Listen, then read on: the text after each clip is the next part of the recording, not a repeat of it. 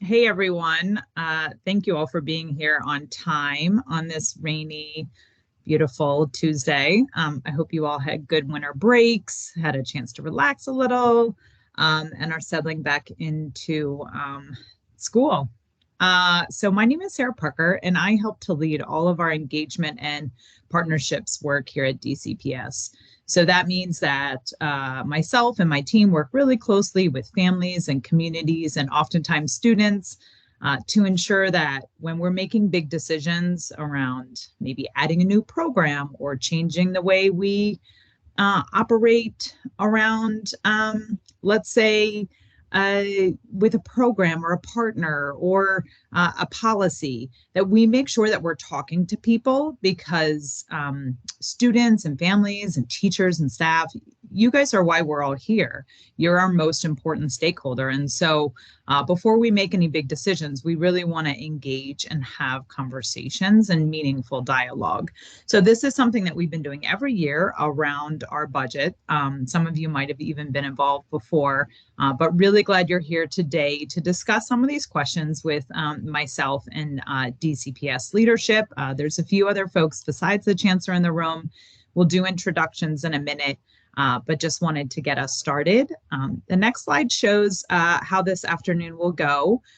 We likely will be ending a little bit earlier than the 2:30 mark that I think we mentioned. We'll have at least 30 minutes of a really good discussion.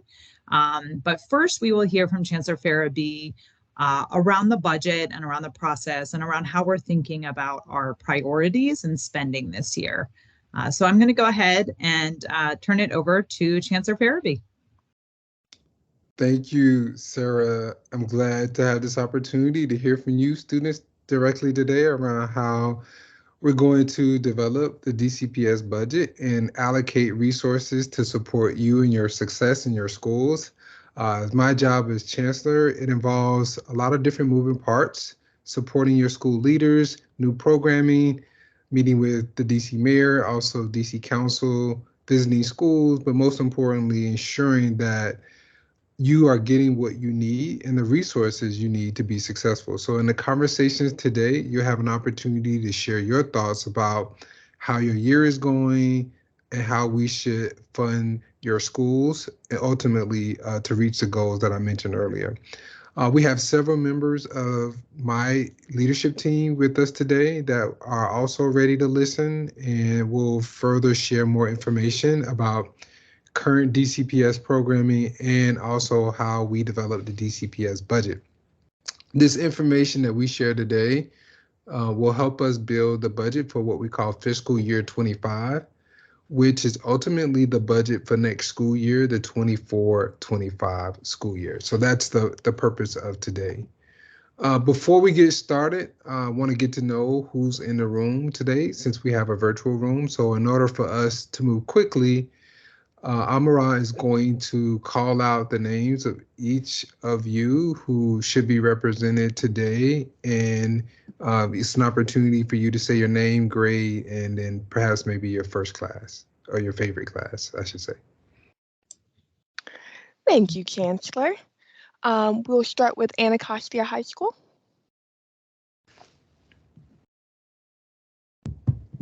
Hello, my name is Nikayla Roach. Hello, my name is DeAndre D. We're in the 12th grade. My favorite class is AP Literature.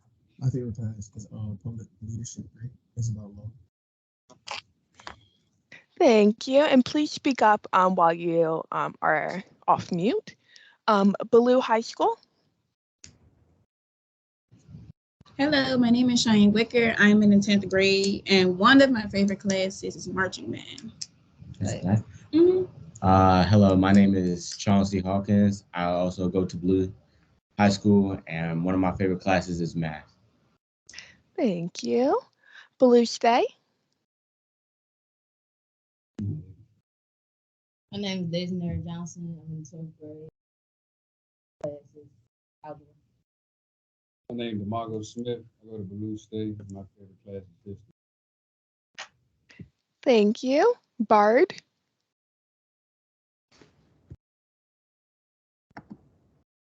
Easier for you to go first.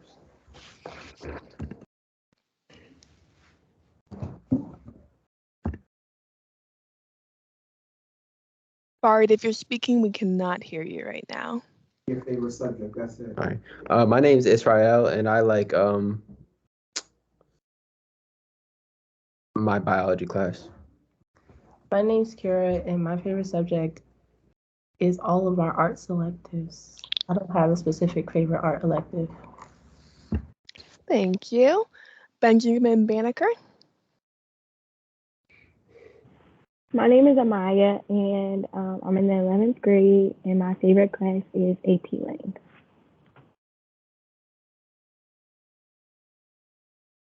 Thank you. Cardozo. My name is Natasha. I'm in the 10th grade, and my favorite class is drama. My name is Amina, and I'm in 12th grade, and my favorite class is math class. Thank you. Check. My name is Lisbeth. I'm in 12th grade, and my favorite class is studio art. My name is Simeon. I'm in 11th grade, and my favorite class is Intro to Engineering. My name is Luis. I'm in the 12th grade, and my favorite class is AP US Government. Thank you. Dunbar. Can you guys hear me? Yep. Okay. My name is Naima. I'm a 12th grader. Okay, Naima's going to go. She's not here with us in person. We are having technical difficulties. We're in the library, and then we also have a few students who have joined from their own device. So the students who are on here on their own will go, but we're having technical difficulties with our audio. We're trying to get help. So sorry. Got it. Thank you. Yeah, my name is Naima. I'm a 12th grader at Dunbar, and my favorite subject has to be environmental science. Hello, my name is Justin, and my favorite class is engineering. Thank you. Next is Eastern. I don't think Eastern's here yet. HD Woodson.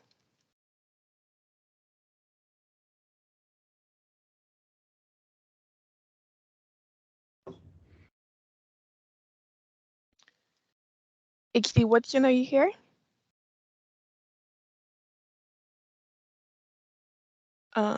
I can skip you guys for right now. Jackson Reed.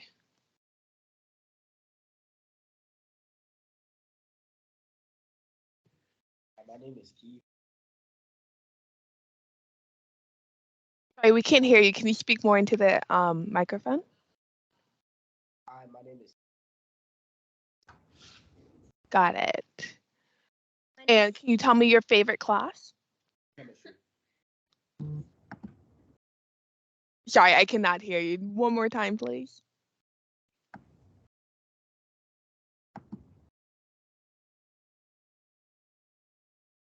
I think you guys are having some technical difficulties, so I will skip you for right now. Luke Seymour. I'm Cameron with geometry. Thank you. My name is Naisha, and my favorite class is English. Thank you. MacArthur. I'm Arlo. I'm in 10th grade, and my favorite class is imagery. I'm Gabrielle. I'm in the 9th grade, and my favorite class is art. Thank you. Next is McKinley. I'm Courtney. I'm in the 12th grade, and my favorite class is engineering, design, and development. Thank you. Phelps. Hi, my name is Marche. I'm a 12th grader, and my favorite class is English. Thank you. Ron Brown. Hey, my name is Kevin Williams. I'm in the 9th grade, and my favorite class is art. My name is Cassine Tate. I'm in the 11th grade. My favorite class is AP. Thank you. School Without Walls.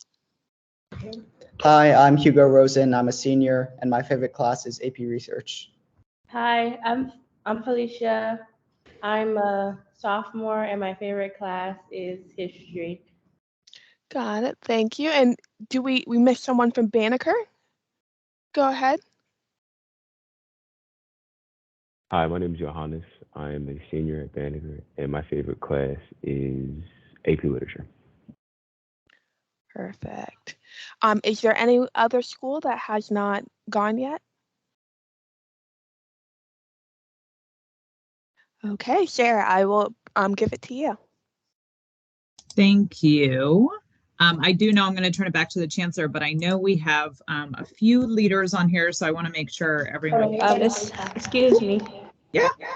You guys skipped HD. Oh, we did call you guys, but please go ahead. Oh, hi, my name is Jada, and I'm in 11th grade, and my favorite class is engineering. Oh, nice. Okay. Thank you, Jada. And I see our Jackson Reed friends wrote in the chat. I think it's Jackson Reed. No, I might be in the wrong. I'm not sure if this is Jackson Reed. Maybe not, but there's two other students. Is it Dania and Keith? And they're in the 10th and 11th, and sculpture and chemistry. Nice. I liked pottery myself as well. So good to see there's some other sculpture and pottery folks out there. So I do know Deputy Chancellor Bay is here. So if you wanted to introduce yourself. Yes, good afternoon. So great to see everyone. Yes, Dr. Bay, Deputy Chancellor, excited for this opportunity to hear from you as we engage in a conversation around budget, which we know is so important. And so being able to hear directly from students as it relates to what you would recommend that we prioritize is just super exciting. And so I'm going to pause so that we can hear more from you, but looking forward to your thoughts. Thank you. Patrick, have you joined? I have, thanks. Good afternoon, I'm Patrick Ashley. I'm the Chief of Fiscal Strategy here at DCPS, and my team helps the Chancellor and everyone else pull together the budget, so it's great to hear from all of you all to inform our budget for the next year. And I also believe Chief Hoffman, Paige, are you on? Hi, good afternoon, everyone. My name is Paige. I lead our Office of School Improvement and Supports, and we make sure you have programming and resources to support the whole child, your social emotional well-being. Awesome. Are there any other leaders or superintendents on the call that wanted to say hi? All right. There's also about 5 or 6 other folks, including Amara and Natalie, who are making sure that everything is managed successfully today. So thank you as well to those from my team. So we'll go ahead and move forward. Chancellor, I think I'm turning it back over to you. Thank you again, Sarah. So thank you, students, for the introduction. It's great to hear the wide range of courses that you enjoy, from the arts, AP, over to biology. So I wish you continued success in your class. And as I stated earlier, today is about you and your peers ensuring that we are allocating the resources accordingly so you can continue to experience success.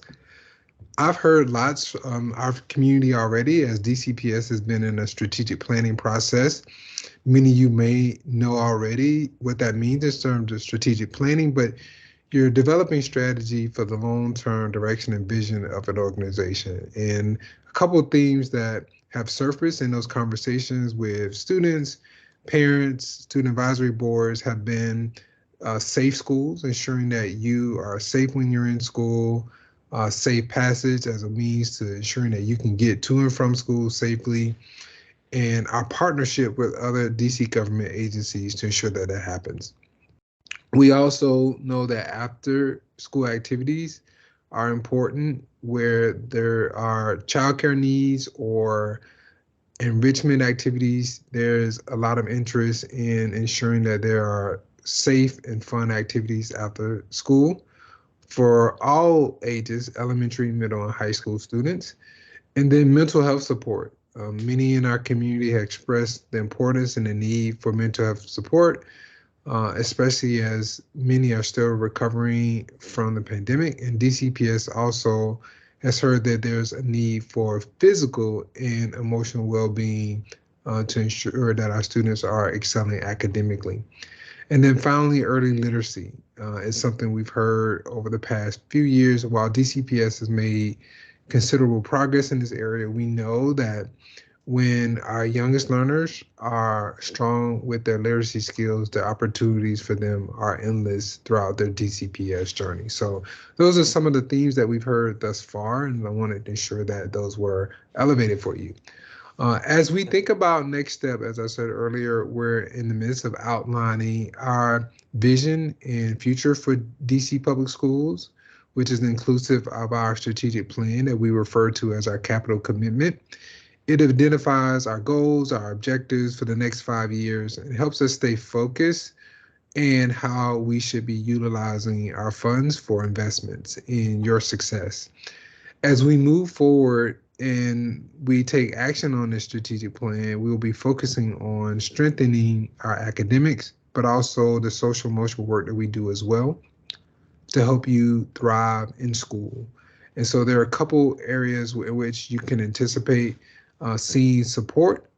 For example, we know that in this capital commitment, we continue to be committed, and we will recommit to a safe learning environment, preparing you to succeed academically, and also inspiring a learning through a variety of engaging and hands-on experiences, especially activities such as our cornerstones, where students learn how to ride a bike. We also have students learning how to swim, which we think are important life skills, but we know many of our students and family members have appreciated those experiences that are unique to DCPS. So in developing this new strategic plan, there are several questions that we ask in our engagement process, and that is, what's welcoming and affirming in your school community? What does that look like? We also ask the question about, what do you need to succeed academically, socially, and emotionally for your full potential? And then we also wanted to know what resources do our students and staff need to ensure all students thrive? So those were some of the questions, and that will be reflected in our strategies and objectives and ultimately be reflected in the DCPS budget. But again, this is an opportunity today for you also to help us set the course for not only the next 5 years, but specifically next year as we think about what's needed for DCPS and our budget. And so in our strategic plan, there'll be 3 areas of focus. One, at the forefront will be our commitment to interrupt opportunity gaps, institutional biases, and remove any other barriers to success. We're also committed to partnering with organizations and nonprofits, other agencies, as I mentioned earlier, to prepare you for success. And then lastly, the plan has 3 key priorities that will anchor all that we do, and that is you, the student, succeeding academically, and you feeling connected to your school, and you being prepared for what's next. When we think about what's next, that's the transitions from pre-K to elementary, elementary to middle school, and ultimately middle school to high school, and high school to post-secondary success. So that is what we're thinking about. And you can see on the next slide, we have our budget development timeline. This is an overview of the steps in the process. And so we have a number of engagement sessions. We've had an opportunity to talk with middle school students. We've had a public hearing. And then between January and March, we'll have opportunities for schools to start to have discussions about their individual allocations, and then the budget will be then finalized in the spring. And your local school advisories, which we call LSATs, have an opportunity to collaborate with the school leaders in your school buildings to help determine your individual school budgets. And you are certainly welcome to be a part of that process, and I encourage you to be very active in your voice about what's needed as you see the needs in your particular school community where you go to school, or even across DCPS for that matter.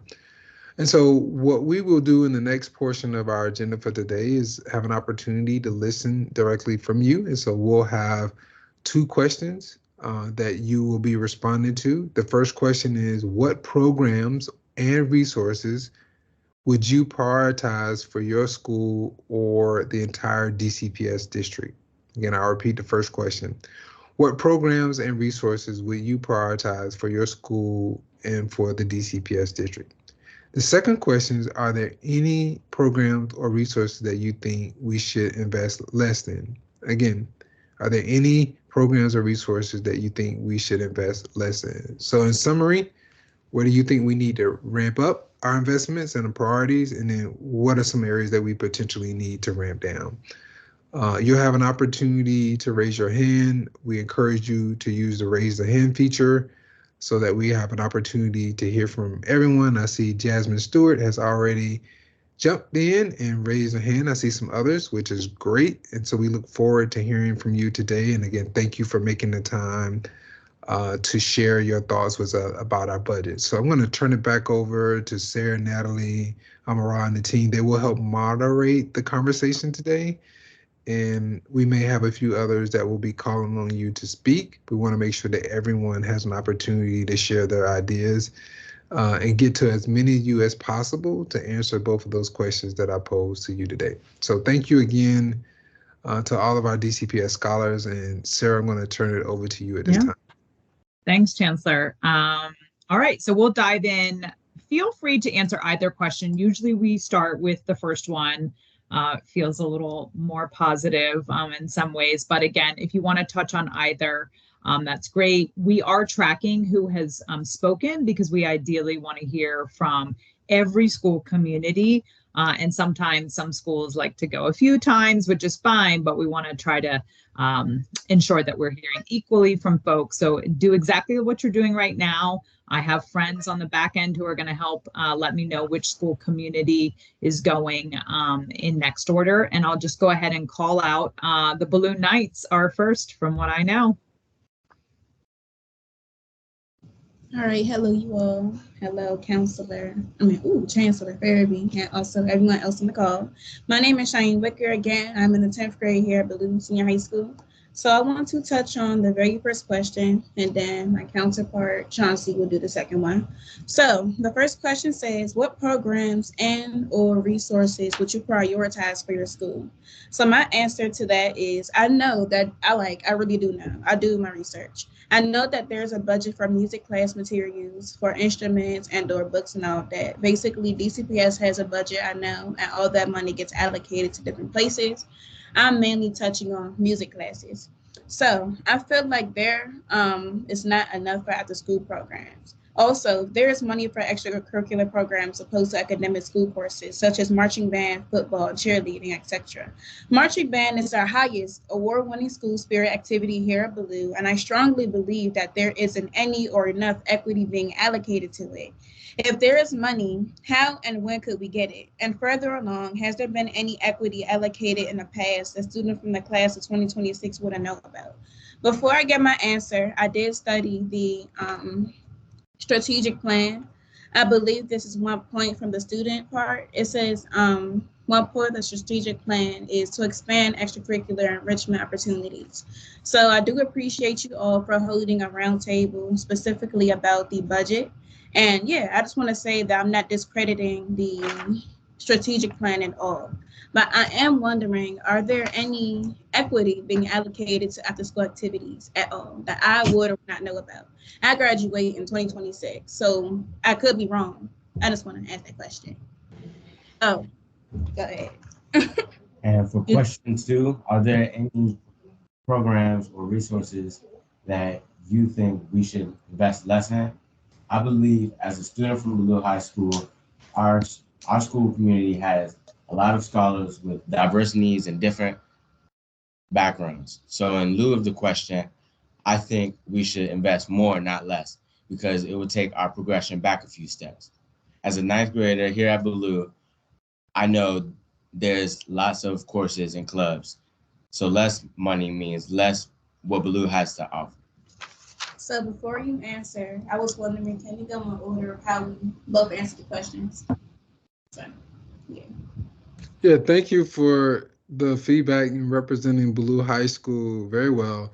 To answer the question about equity in after school and funding general, we certainly consider need and how we allocate resources. So if you look across the district, we do allocate more funding when there's greater need, and certainly after school is no different when we think about experiences that we want students to have and experiences where there may be opportunity gaps.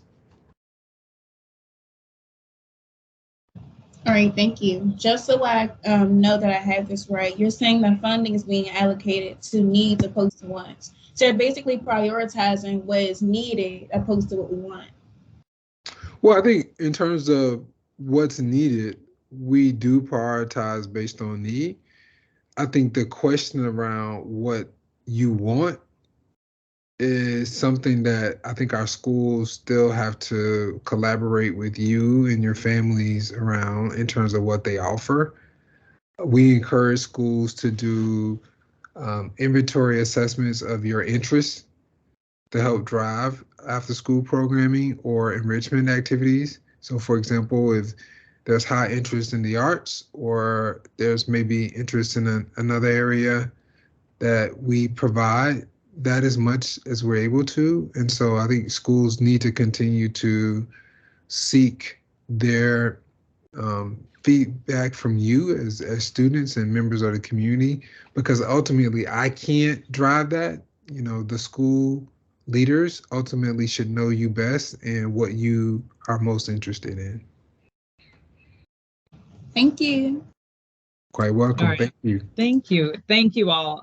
Really good discussion, really good questions. I'm glad you have had a chance to look at the plan and glad you noted that we did reach out to students and go out and have quite a few sessions with some of our students. So thank you for that. It feels nice to have someone look at the plan and give feedback. So the next two schools are Jackson Reed and then School Without Walls. So first Jackson Reed. Hi, can you hear us? Yeah, you're on now. Thank you. Well, we wanted to thank you for the opportunity to speak with you guys today. And we both came up with many things that we wanted to talk about to prioritize for our school. The first thing was to increase the funding for resources and like the cleanliness of the bathrooms, like soap and toilet paper, and just like their general cleanliness, because that's definitely a problem at our school. And also an increase for the resources for tech support, and like the Wi-Fi at our school is an issue because we use our computers a lot. So not having like fast Wi-Fi is an issue. Yeah, and then also like we want to like make sure that our academies and like athletics don't depend as much on fundraising as they do, because as a student athlete, like we do fundraise a lot, and we spend a lot of our time fundraising to get money for buses, uniforms, things like that. And then for our academies, you know, they're also running fundraisers so we can do field trips, you know, make sure that we can find ways to make sure that people get internships and things of that nature. Additionally, we thought that it would be important to increase priority for the college access program at our school, like just assistance with like college information and like where to apply and how to just do the college process. I think that would be a big help at our school. Thank you, Jackson Reed. And shout out to you guys. I'm an alum, so it's always feel good when my school is on. All right, School Without Walls. Hi, everyone. I'm Hugo. I'm a senior at Walls. Thanks for this opportunity.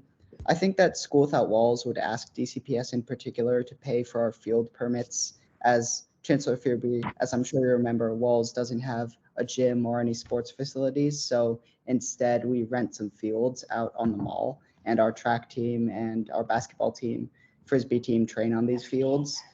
And now the HSA, our Home and School Association, they pay for the fields right now. They pay about $12,000 a year, which is 35% of our athletic budget. And we think that because DCPS provides sports facilities to most schools and pays for them, that at Walls, instead of paying for sports facilities, DCPS could pay for our field permits. And this would actually make a big impact in our school community. It would free up a lot of money to pay for coaches, to pay for new athletic equipment, and it would just help our sports teams in general. So for the second question, are there any programs or resources that you think we should invest less in? We think that DCPS should hire fewer consultants for professional development days. Some of our teachers have observed that lessons from external consultants can be repetitive, and hiring fewer consultants would free up funds for important resources like books, buses, and school infrastructure. Less professional development consulting would also have like a smaller impact than most other types of budget cuts, especially if like PD responsibilities were taken over by teachers in-house. And that money could just be put into like teacher salaries and like acquiring valuable resources. Great. Sound like you talked to some of your teachers as well. So thanks for getting their input on that. All right. So how about MacArthur? And then I believe Anacostia is next. Okay. Hello. My name is Arlo, and we're representing MacArthur. I believe for like my school, we should, like being a new school, there's a lot of things we don't really have yet. And one thing that's important to me is having like a college and career coordinator, and, you know, just like somebody that can help us like guide our life, like, and also like other students' life once they like get to that grade level, through not only college, but also after school, and have those resources. Oh, and I think for the second question, once again, being a new school, I don't think there's any programs that should be invested less in here. I mean, we mostly just need to like grow, and yeah, thank you. Oh, yeah, go ahead. I'm Gabrielle, and I think one resource that our school should prioritize is an activities manager, because in our school, there's one person and he basically plans out all of our events. And as being a new school, and also me being a freshman, we're not really getting like the high school experience. So I feel as if like if we had an actual person to plan out all of our like events like Spirit Week and stuff, we would get more, you know, of an experience, and school will be not so strict and straightforward. Anyways, programs that I think we should invest less in is like none, because again, we don't really have as much as other schools do. So Thank you. Yeah, thank you guys for coming. For other students that may or may not know, this is their first year at MacArthur. So thanks for signing up for our newest high school. And thanks for the feedback. All right, Anacostia, you're up next. Okay, so I'm Nikayla, 12th grader at Anacostia. So the first question, what programs and resources Would you prioritize? would we prioritize for our school? We'll say like building structures, healing groups of parents, like certain groups of parents, because some teachers wonder like what goes on at home for certain students. They don't know the background of certain students. We were saying new books, like not hand-me-downs, because it'd be certain textbooks and stuff we have to use, but when we get the books, it's stuff written in them or it's pages torn out. I feel like we need new books every year. Better technology, like different computers, tablets, stuff like that. We said job preparations too, like job opportunities. Internships are okay, but internships end at some point in time. I feel like every high school student should have a place of work, like just something that doesn't end. We said funding for more exposures, like college trips, stuff like that, investing in college. And we said entrepreneur opportunities, like certain rooms and stuff, you just have to go, like if certain students want to be entrepreneur, they want their own business, they can go to that room, things like that. The second one, the programs or resources that we all think you should invest less in would be internships. That goes back to the job thing we were saying. Investing less in internships, because internships will end at some point. Like I feel like a student should have, and we feel like students should have a place of work constantly. Good afternoon. Thank you. And about internships, is it also about what if it was a paid internship opportunity? Is sometimes actually making money after school or on the weekends a concern as well?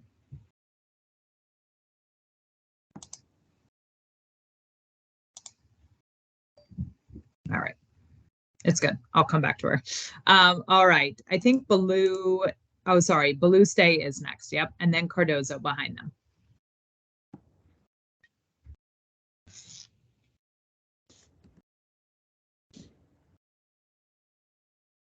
Baloo Stay, are you guys around? How y'all doing? All right. I feel like we should, what I'm going to discuss is, I feel like as far as the credit recovery schools, because I go to Blue State, I feel like in all the credit recovery schools, like it's too much of a regular high school curriculum implemented into the credit recovery schools. It's too much of it because for some of the students that go here, this is the last step for some of the students, like whether it's 1 class, 2 class, or 3 classes, that's the last step for some of the for some of the students. And with that being said, you know, this whole Canvas platform that was just, you know, we obtained this Canvas platform this year versus the summer platform. It keeps us students who are closer to being finished held back a little bit more longer because of the protocol that Canvas does have set up for us. Because with Summit, it was more so you could just breeze through the platform. You could just breeze through it and, get classes done. And I'm not saying it was,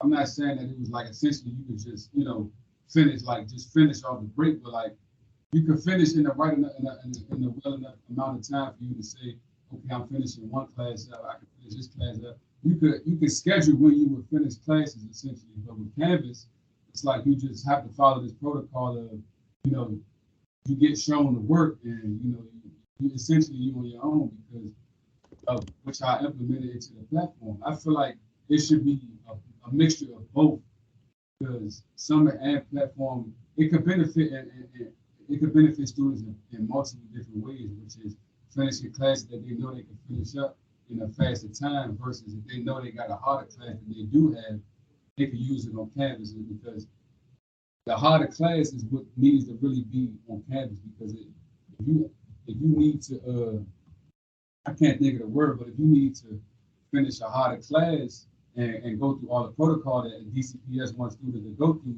on Canvas, then I feel like that should be the case. But on Summit, the platform is totally different. If you have classes that you don't really need a lot of help in, or you don't really need a lot of, it's not a lot of work that really needs to be done in that class, then I feel like that should be implemented on Summit because, again, this is a credit recovery school. This is not really a high school. So, the whole, nature of it, you having to do every single thing the way DCPS want it done. It's cool, but essentially it holds some students back in the sense of, not getting to that next step of journey as quick as they can get to.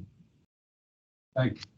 Good point for clarification. So you would want the classes that are less complex to be on Summit? Yes. Okay. And you're saying that option doesn't currently exist? No, it doesn't. Because every class that I take, the classes that I all took I took last year was on Summit, and I was able to breeze through that. Even with some of the harder classes, I was able to breeze through it. But now that Canvas has been implemented into every school system, it's like it has become a challenge. And I'm all for a challenge, but I'm also all for starting my life and my journey as quick as I can. I'm not rushing it, but I'm also of age to where as though life is hitting me. And so with that being said, I can't just be stuck in a place to where as though I'm being held back from obtaining the things that I want to obtain in life. Now I get that, I'm in the situation that I'm in as far as, coming back to school, but I don't want it to feel like a high school. You know what I'm saying? I don't want it to feel like that. I'm an adult and I'm pretty sure there's more other adults in the school with me, but that feel the same way because again, this is a credit recovery. It's not actually a high school. So it shouldn't be that much of a system implemented into a credit recovery school if you know you need your credits just to be recovered. That's it. So it shouldn't be much of a challenge for you to really, recover anything. Now I get classes aren't going to be easy, but you know what I'm saying, like, don't make it harder for students who are almost at that last step to, being done with school. Understood. Thank you. Some programs that I want to touch on was tutoring, more days for tutoring, recovering program, kind of recovering school. So I would say more tutoring days for us, and because we only got like one day that tutors come and help students, and there's a lot of students behind. So to get them forward and on schedule and on time to graduate, we should have more tutoring days. For the mental health, we should get mentors here to work with students and guide students and be there with them throughout the day. Because we have teachers and staff, but they also have their own job that they have to do, that is being there for students and make sure they're mentally okay. Sports fair, more sports for us, the motivation for students to come to school and actually enjoy coming and have something to look forward to after school, so that they just don't like leave school and be in the streets. And the trade, we need more trades for the school. To touch on what he was saying, so like when we done with school, we have jobs in place for us, or like trades that we can do to start off with. Thank you, guys. Thank you. Really important feedback. Thanks so much, Blue Stay. All right, Cardozo is up next. Hi, my name is Natasha. I'm in the 10th grade. So I'm answering the question, what programs and resources would you prioritize for your school? I would say we should invest in better Wi-Fi because it doesn't reach throughout the whole entire school. So like we have T level and C level, and those levels are harder to reach for Wi-Fi. And in some areas, the Wi-Fi is better than others. Logging into the meeting alone took some time because of the Wi-Fi. So that's also an issue. It also causes learning problems because it could cause other students to disconnect because of the waiting time for the Wi-Fi to start up. And it also delays classwork submissions. And my name is Amina. I'm in 12th grade, and I will be answering question number 2. I would say I don't think there's any program we should invest less in because all the programs we have in our school is helpful. But I think we should find a way to get more people to join SGA because it's really helpful for students to engage in.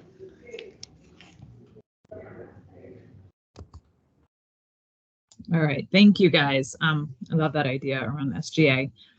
Next is Bard. Okay, so a program that I think deserves more funding is our dance and our drama department. In our school, our dance teacher, she has to pay for her own materials. And I guess she sent a request to DCPS last school year, but the materials that she sent money for and she paid for, they never got to us. So I feel like instead of her having to repay for it this year, that they should just fund it for us. And we haven't decided to start a theater department because our dance teacher is the theater teacher. She thinks that the school won't fund it, and she thinks that there won't be enough money for it, and she cannot afford it out of her own pocket. So I feel like for students, because we have a lot of students here who are interested in those arts programs, but they just have to go elsewhere to go be able to do it. And I feel like they should be able to do it in their own school, and they should be able to have something to do in school instead of having to go other places to get it done or pay other people to do it for them.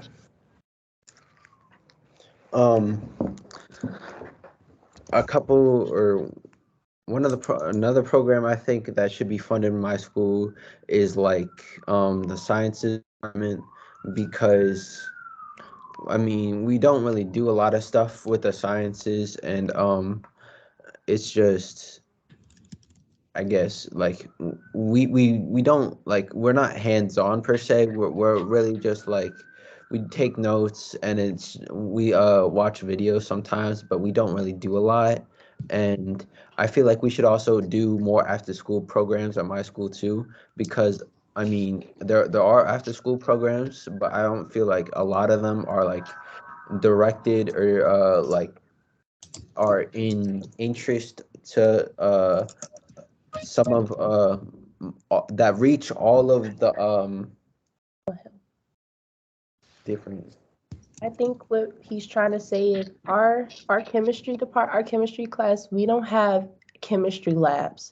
We spend most of our chemistry year just taking notes and learning scientific notation and learning the periodic table. Like we did lectures, but we didn't have any hands-on labs to actually get deeper into how chemicals bond together and how things actually work. And same thing with biology. The only biology lab we have was dissection, and that's second semester, and it's like 1 week of a lab. It's not really anything for us to really learn how our body works, how cells work, how things look, how things react to certain things. So our science department, we just need more things to go towards our labs and more ideas to get students to actually participate more instead of having to sit there and listen to a teacher talk. Thank you, guys. Good feedback around the lab piece of things and activities. Thank you guys so much. So next up, I put it in the chat, is Dunbar, and then Ron Brown, and then Banneker. So Dunbar? I know there's quite a few of you all too, so I'm not sure if all 6 can speak. So let's just keep an eye on time. Hey guys, so yeah, what we were doing, they were kind of talking as a collective group. Okay. So we have Silas, who is going to be the spokesperson, but we also have a student who's not here with us in the building. They're at home today, but they were online because we love it here. And Justin states that he believes that we should increase mental health systems at Dunbar. We should increase the timing that counselors and teachers have so that they can have quality time to cultivate relationships with students. And the thing that he would take away is the security at the schoolhouse, because a lot of our security officers are older.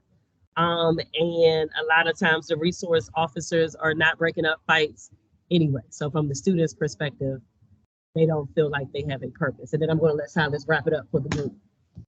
Okay, yeah. So for the first question, what programs and resources would you prioritize for your school? We said that for the elective classes, we feel as though they're kind of underfunded, like under budgeted. Like a lot of the desks and the chairs, they're not really comfortable. I know in some of my classes, I kind of sit on like a stool and there's not really any like back support. So I'm expected to kind of like lean over or just find a way to be comfortable. And some of the classes kind of have like the desk attached to the chairs. So it's really hard for me to like move around and get comfortable, and like trying to do the work for like over an hour kind of gets very hard and complicated. When it comes to programs or resources that we should invest less in, we couldn't really think of anything.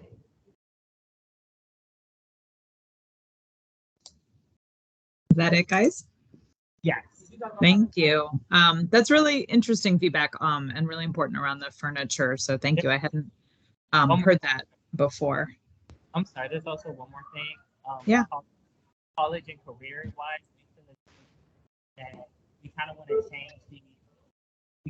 change the limit and the boundaries that we have around it, because we feel as though we're expected to find a college we want to go to, but with the boundary set that we can't really go outside of the DC area, it makes it hard for us to really be exposed. So far that we can't go out the DC area, but so far out of the DC area. Mm-hmm.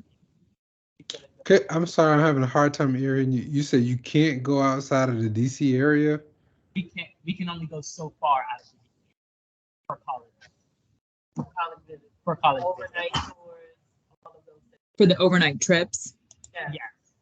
Okay, thank you. Yeah. So yes, we feel as though if we were able to go further, we'd be able to be more exposed to the opportunities in the other colleges that we have and careers. Thank you. Thank you all. Okay, Ron Brown. I see you all in your purple. So for the first question, programs will be So the programs that I would prioritize would be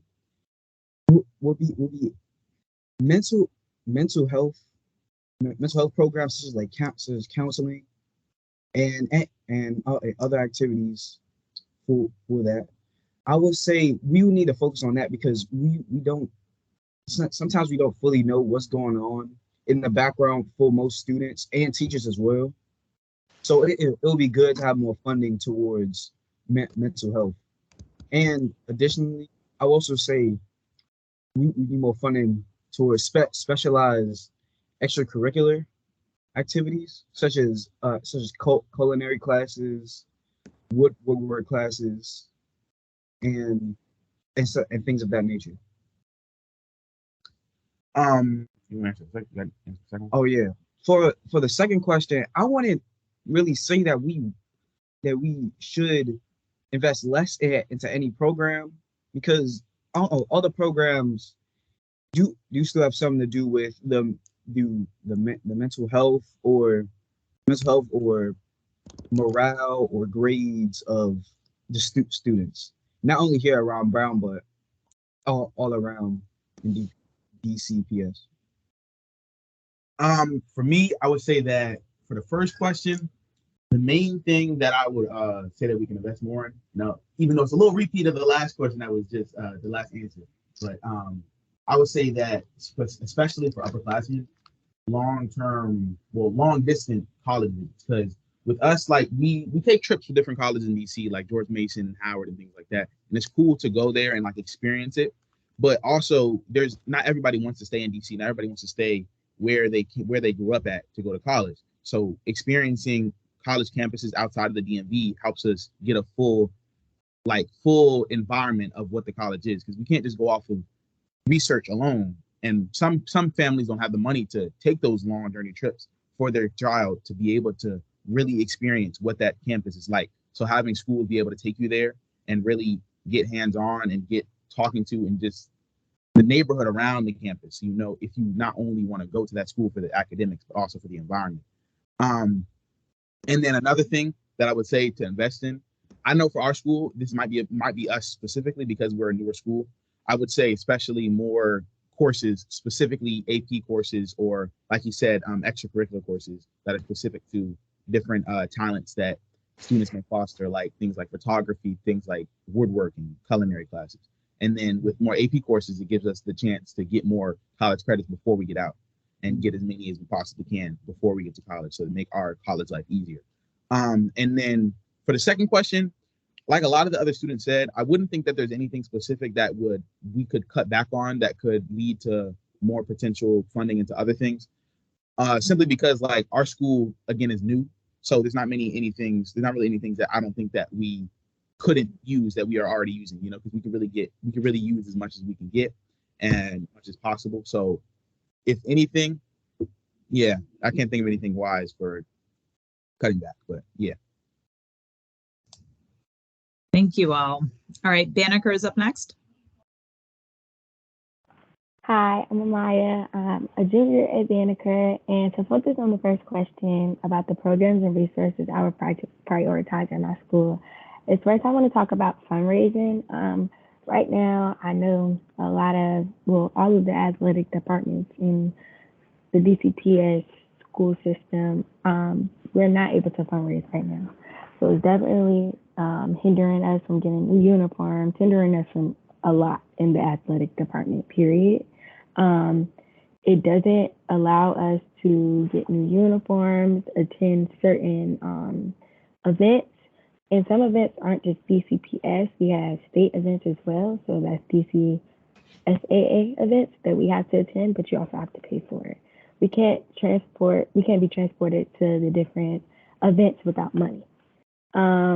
We cannot fundraise right now. I'm not able to get new uniforms for the cheer team, the track team. They cannot travel to certain events. They cannot attend certain events without the money. I feel like a lot of money goes towards football and that aspect. I'm not saying take the money away, but I'm just saying spread it more evenly, because I think that all of the athletics deserve the opportunity to strive. Also, I said providing more electives or internships opportunities for students for especially for seniors and juniors when picking your when picking your majors for college. We need to know like what it's going to be like, just to have some type of preview. I'm a junior, so I want to do some internships in the summer that align with my program or whatever I want to do, like my career choice. And I feel like we don't really have those opportunities here at Banneker. You don't have any. Our electives are art and music. That's it. That's it. So I feel like we should have more opportunities with that. Also, mental health resources. Yes, we have a couple of mental health therapists in the school, but are they active? Are they doing their job? Absolutely not. I feel like we need more. I feel like students are crashing, and I feel like the DCPS community isn't doing much about it. And then also school nurses. We don't have a full-time school nurse. My principal and an administrator had, because they're certified to do it, they are allowed to administer medication, but that's not their job. I feel like there should be a school nurse here 24, well, all 5 days out of the week, because if something happens, it is not Ms. Berger's job to to administer medication. It's not her job, so we need a full-time school nurse. But I'm going to pass it on to my colleague to answer the other question. Good afternoon, Chancellor Ferry Thank you. and everybody else on the call. Just to build off of what Amaya said, I was wondering on whether or not there was readily available information on how budgeting actually works and how the red tape, I guess we have to jump through to actually fundraise, where that information is actually at. Because I went around and asked a lot of administrators in the building and a lot of people that have worked here for longer than I've been alive. And it's just always been like a thing that's been here, but nobody really took the time to address why that red tape is actually there. Because when I was talking to my principal, Ms. Berger, she told me that when it comes to fundraising, no matter, it could be a check that came from a parent or the PTO as a donation or anything of that nature, it would have to go straight to DCPS as an organization and then administered out actually by school. So like any money that we fundraise could end up going to any other school in the DCPS system. So that did not seem correct to me as a student. And before I jump to conclusions, I wanted to find out if there was actual information that I could analyze so I can understand, so I can at least understand why that was a thing. So Yes, that's really all I have. there's information. There's actually some protocols that we have to follow with fundraising. Yeah. Some are related to Title IX, some are related to just general budgeting practices in the District of Columbia. But that information is available on our website. I'm not sure if Patrick. Yeah, I'm about to drop a link, Chancellor, because on our partnership and donation page, we have it pretty clearly spelled out. And we actually have had quite a few conversations recently with Principal Berger and some of your parent leaders at Banneker around this topic. And so it does get complicated. And like the Chancellor mentioned, there are a lot of sort of legal requirements that agencies even beyond DCPS sort of place on what can be sort of fundraised, what's considered donation, and then how that process looks. And a lot of that is just to ensure that we're following, again, local law around how we receive money and to make sure that it's fair. But I do want to make sure we move on for this topic because we have quite a few more schools, but happy to chat with you guys, and just know that we are in conversation with Principal Berger about this. Okay. Yeah, but check out that page because it is pretty clear if you look at the donations tab. Do you mind if I answer the second question as Oh, well? no, please, Johannes. Okay. So for investing less in terms of Banneker specifically, a lot of students see non-permanent and like substitutional staff that are that we have to pay for, evidently, or DCPS has to pay for, that I feel like is unnecessary. And I feel like we should actually find people that would permanently work in those positions. I feel like it's for students, especially in language classes, we often have a lot of cycling substitute teachers coming in and out, and nobody's actually permanent. And I feel like that affects the learning experience, and it's also money that's being wasted and siphoned off of the budget. And building off of my partner said again about the nurses, we have a lot of nurses that are here kind of just filling in the spot and contacting parents when something goes wrong instead of actually administering medication, whether it be emergency or whether it be just refilling something that a student may need, or pills or something like that to numb any type of pain, especially as an athlete. We all know Advil comes in handy at the right times. So I feel as if we stop paying for these substitutional kind of roles and actually find a standalone permanent nurse and a permanent teacher for some of these classes, it would mean less money siphoned off the budget and more, and a bettered experience for DCPS schools and Banneker as well. Yeah, so no real school in the district right now has a full-time nurse on a regular basis.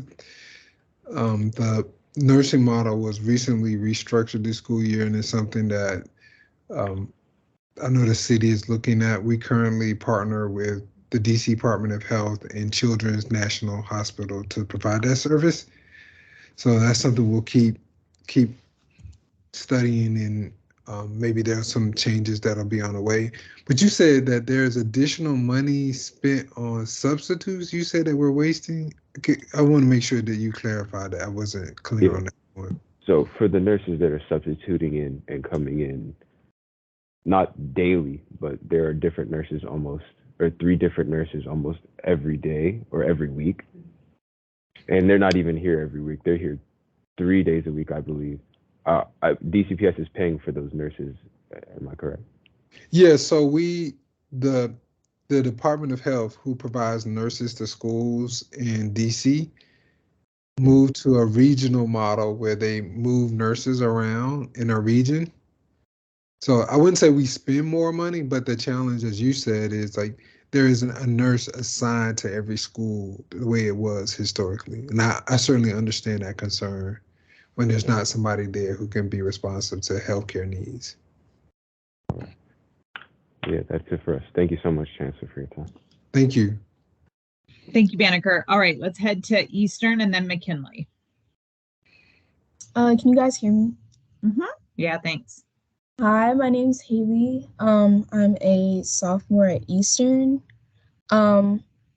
Leading back to what Johannes said earlier, when he said the nurses and the rotations are like a bit confusing. I feel as though with certain nurses, even though it may not seem like a big deal, like definitely building a relationship with nurses and like them being able to like learn patterns with certain students. Like if one student's really sick and then they look bad one day and then they look worse like the next or within the next week, and then it's a different nurse, so they wouldn't be able to tell. I guess that could lead to some issues, I believe. Like, yeah. But what I was also gonna say, the first thing for the second question, I feel like Eastern or in general, like sports teams should be invested less in, because most of the money that's made and most of the money that is like raised goes mostly towards sport teams and stuff like that, when there are a lot of like bigger focuses such as mental health, as well as like just more resources to help with student inclusivity and like more participation. Eastern has like a very low participation rate when it comes to activities, when it comes to spirit weeks, things such as that. And there's like very big issues when that are regarding communication, which leads to like a lot of altercations within the school.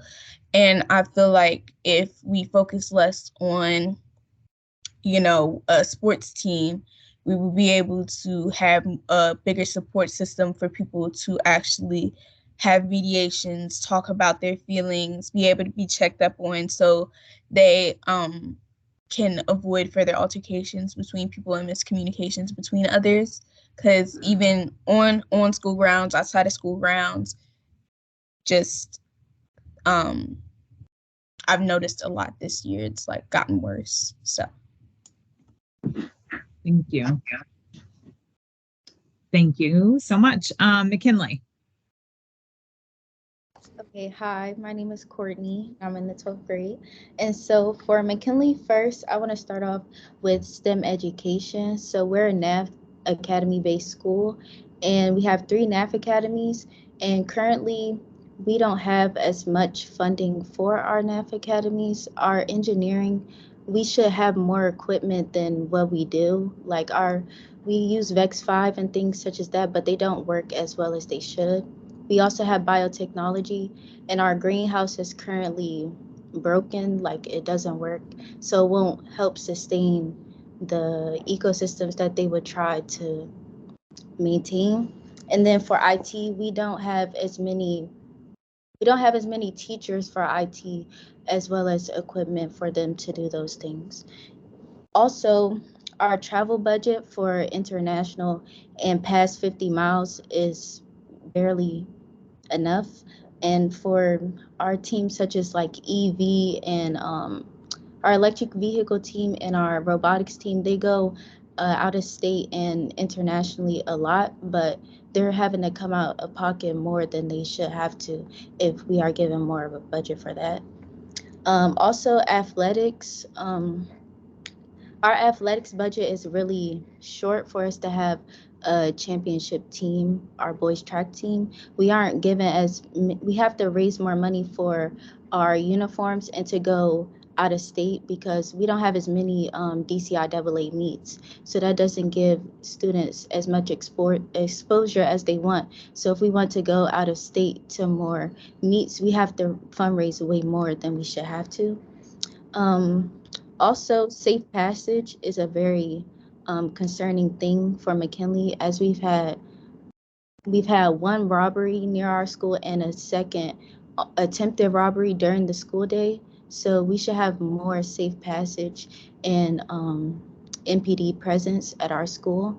And then building maintenance.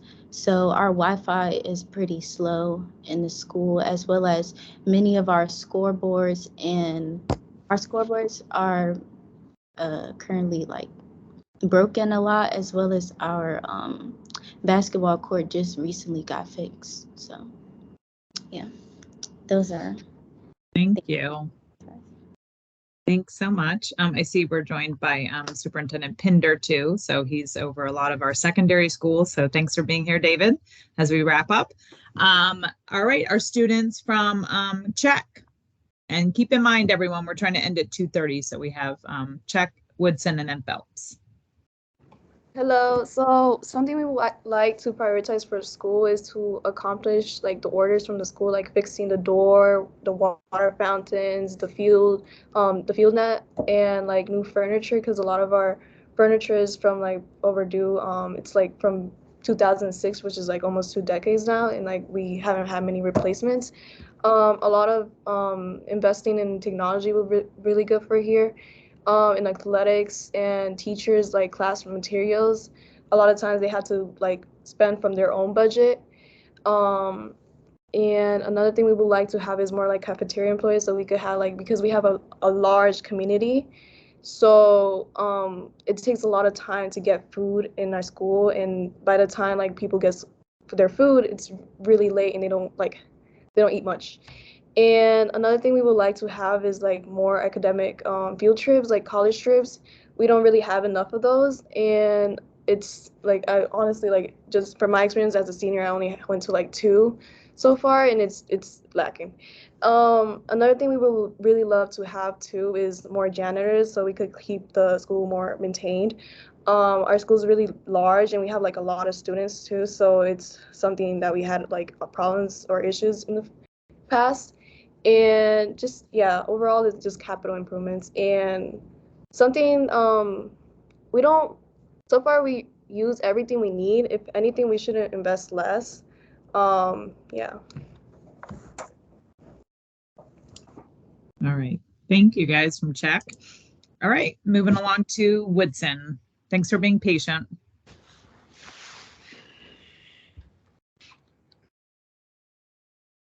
Just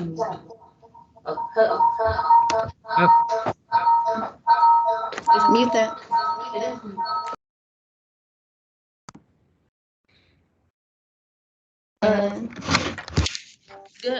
Good afternoon. I'm a student of AD Wilson. So we was answering the first one. Some of the problems that we have over here are like we believe that we should have more self-care and community care programs. For like students that have mental health problems, like problems that like transfer over to school, academics,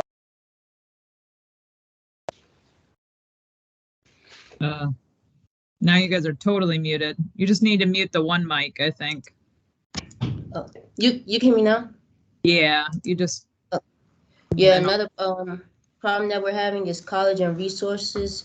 A lot of the times, a lot of the younger students, they don't know too much about like college or like pathways they can take after high school. So they tend to mess up in younger grades, and it transfers over into, when you go into 12th grade, and that's a problem that I even had being a 12th grader, and like more funding for college tours, because a lot of the seniors, we don't know where we want to go because we don't get to experience nowhere, so we don't know like what we're looking for in our school. Like we could, it's easy to pick the school, but to actually know what's there, it's make it harder. And okay, and like teacher and student relationships is another big thing. Like more teacher and relationship building, like programs that could probably help with that, because it's kind of hard to learn from somebody that you don't know, or for the teacher to teach a lot of the kids, because they don't know like a lot of the kids' backgrounds and things like that. And we also talked about like daycare support for a lot of the kids, because unfortunately, a lot of females and males, they're having babies now at our age, and so it stops them from coming to school, or even them watching somebody else's kids, like their mom or their aunt might not have a babysitter, so they stay at home and they don't come to school because they have to watch somebody else's kids. So like probably start that back up. And you wanna also, tell them who you are again. oh, hi, I'm Anthony Wages. I am also a student at HC Woodson. I'm a junior. I wanted to just add the fact that I think JRTC should add to have more funding, because it's a very beneficial program. It helps people have like basically develop their self-discipline, and also it can help you decide if you want to go to the military in any branch you would like to go into. And I think sometimes, if I haven't done all my research, but the research I have done is, if you have taken a certain amount of JRTC courses and classes and stuff, you're able to go more so get chosen to be in the military. If you want to go to the military, you're able to think you stick out more because of the class that you've taken. Or I think it's like a I don't know how to really describe it, but you stand out more, and you can go to the Navy or anything like that, and you'll be good. You'll be set, and it shows you how to. They will show you how to balance your money. Be able to just be adaptive with your surroundings, and take care of yourself, or make yourself look presentable, and always carry yourself how you're supposed to carry yourself. Represent people that's not just you, but also your community and who you come from and who's presenting you, like HG Wilson is presenting us right now. That's all I'm gonna share. And the last two things that we have to talk about is okay. Sorry guys, we only have 2 minutes, so I want to make sure we get to Phelps too. Can you share it with me directly, since I'm going to stay online with you guys? Oh yeah. Okay. I'm gonna stay online though. Okay. And we'll turn to Phelps just so we can finish. Okay. We have 2 minutes, so we're gonna have to wrap this up quickly. Okay. So for one, I think that our school needs better Wi-Fi. A lot of people, they were also talking about this, so I'm sure y'all already get the summary of that. I think that we need better food inside of our school because y'all want us to learn, but we don't have enough nutrition to actually keep anything inside of our heads. We need more materials, both for low-income students and for regular students, because I feel like a lot of the times we never have enough materials. We don't have enough calculators. We normally don't have enough books. We don't have enough teachers. We don't have enough nurses. We don't have enough of a lot of stuff. I think that we should have sponsorships for uniforms because the schools, they want us to stay inside a uniform, but ain't nobody helping to pay for these uniforms. Everybody want us to be in uniform, but ain't nobody helping to pay for them. And I think that our school community, we need to be cleaner, both as a whole inside of our school and outside of our school. We need more supplies for cleaning, especially when it comes to things like soap and stuff like that inside the bathrooms, toilet paper, freaking the stuff that you dry your hands with. What's they called? Paper towels. Paper towels. Thank you. We need things like paper towels. There are a lot of more things that we need. When it comes to things that we should invest less in, I don't think there's anything we should invest less in. We need more stuff. We just need. There's no less. All right. Thank you, guys. Thank you for summarizing so quickly and for just co-signing on what some of your friends said from other schools. Amara dropped her email in the chat. Chancellor, any closing words before we close up today? Well, thank you so much, students. I appreciate all the candor in your feedback, and I appreciate you making time to share your thoughts and ideas with us today. Thank you. All right, folks. Thank you, guys. Head back to class or to your afternoon activities. And Woodson, I'll stay on so we can chat. Thank you. Thank you all. Thank you. Be safe out there.